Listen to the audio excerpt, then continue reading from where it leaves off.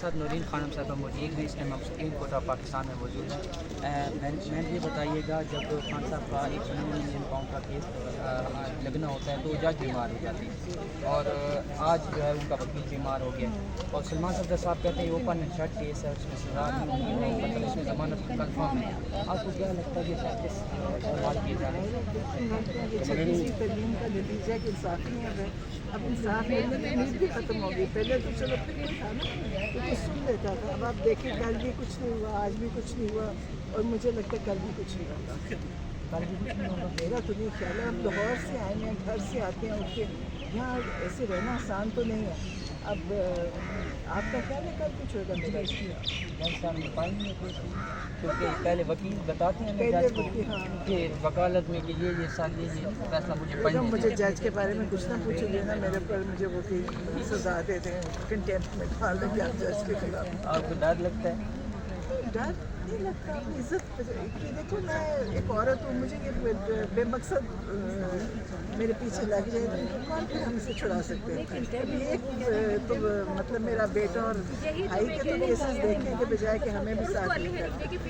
تو آپ یہ بتائیے گا کہ ابھی سیلاب آئے ہیں اللہ کی طرف سے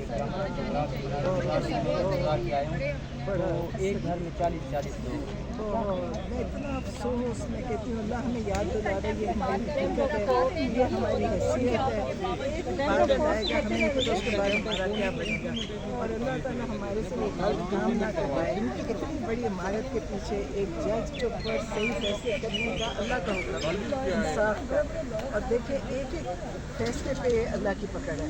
اللہ کرے اللہ کو ہدایت دے، اور دیکھیں زندگی کچھ بھی نہیں ہے، منٹ میں سب کچھ تباہ ہو جاتا ہے، تو اللہ کرے ہم سب کو یاد کرا رہے اللہ کہ زندگی کی یہ حقیقت ہے۔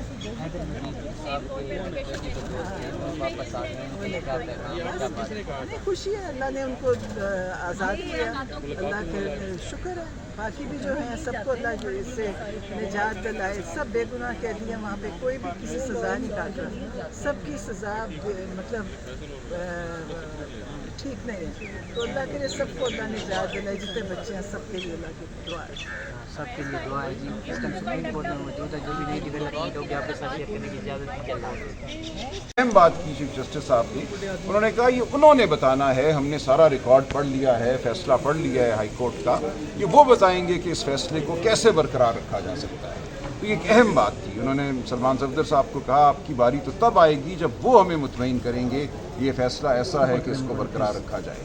تو ٹھیک ہے، ہم اس چیز کو لیتے ہیں ایٹ فیس ویلیو، کل دیکھیں گے کیا ہوتا ہے، ہم پھر تیاری کر کے آئیں گے، یہاں موجود ہوں گے، انشاءاللہ انصاف دینا پڑے گا، اس نظام کو بھی ہمیں انصاف دینا پڑے گا۔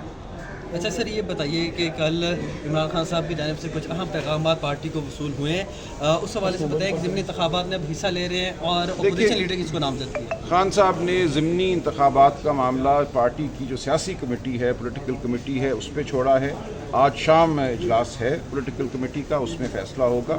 قومی اسمبلی میں اپوزیشن لیڈر کے لیے خان صاحب نے محمود خان چکزئی صاحب کو نامزد کیا ہے، سینٹ میں اعظم سواتی صاحب کو۔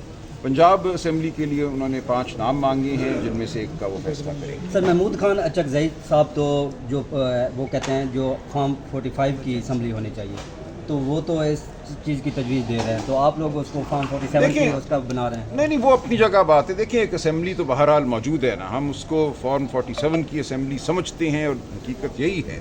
اس کے علاوہ ہم یہ سمجھتے ہیں کہ ایک حقیقی اسمبلی ضرور قائم ہونی چاہیے، وہ ہم کریں گے۔ جو عوام کے حقیقی نمائندگان ہیں وہ بیٹھ کر عوام کے مسائل عوام کی آپ کے سامنے آپ کی وساطت سے ڈسکس کریں، یہ ہوگا۔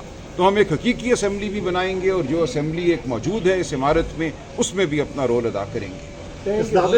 کی جو کل امینڈمنٹ ہوئی ہے اس میں، اس کے حوالے سے بہت افسوسناک ہے جی، یہ ہمیں انگریز کے دور میں لے گئی ہے۔ انگریز کے دور میں بھی یہ تاریخی نہیں تھی جو آج ہم دیکھ رہے ہیں کہ 3 ماہ کے لیے کسی کو آپ اٹھا لیں، کسی عدالت کے سامنے، کسی جج کے سامنے پیش نہ کریں، 3 ماہ وہ ایک کال کوٹری میں ہو، اس کے ساتھ جو سلوک ہوگا وہ آپ سوچ سکتے ہیں۔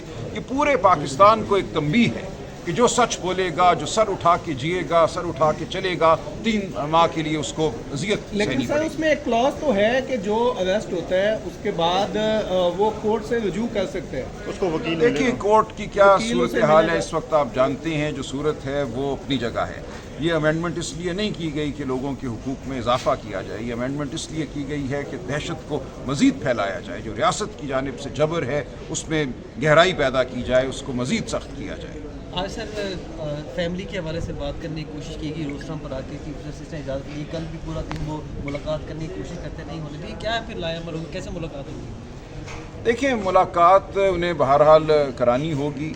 हम अब इंतज़ार कर रहे हैं छुट्टियां ख़त्म हों, हमारी तौहीन अदालत की दरख्वास्तें अप्रैल से इस्लामाबाद हाई कोर्ट के सामने हैं। इस्लामाबाद हाई कोर्ट का अपना फ़ैसला है, चीफ जस्टिस साहब का तहरीर करदा फ़ैसला है, जिसकी तौहीन हर हफ्ते होती है। हर हफ्ते हम वो फ़ैसला पेश करते हैं और उसको उठा के फेंक दिया जाता है। तो अब अगर ये हालत है अदालतों की कि वो अपने फ़ैसलों की इज़्ज़त नहीं करा सकती, तो फिर कुछ भी नहीं रह जाता। तो हम इसरार करते रहेंगे अदालत के लिए कि अदालत अपनी तकरीम करे, अपनी इज्जत करे और अपने फैसले पे अमल कराए। हम ये करा के छोड़ें। कल इमरान खान ने अपने पैगाम में कहा कि जल्द इंसाफ मिलेगा, तो इंसाफ इन्हीं अदालतों से मिलेगा? देखिए या सिस्टम इंसाफ से? अल्लाह ताला की ज़ात देती है, इंसाफ तारीख़ का धारा देता है, अदालतें उसमें ज़रूर एक रोल अदा करती हैं। ये असल अदालत अल्लाह ताला की अदालत है और अवाम की अदालत है। फैसला अवाम करते हैं, ये तारीख़ का अनमिट उसूल है कि लोग ये समझते हैं कि उन्होंने कोई 10 साला मंसूबा बना लिया और अब कोई उनको छू नहीं सकता, वो तारीख़ से नाबलद हैं, बेखबर हैं वो अल्लाह ताला के इरादों से। तो हम खड़े रहेंगे और आप देखेंगे कि फ़ैसला अल्लाह ताला का होगा और अवाम की फतह होगी। शुक्रिया।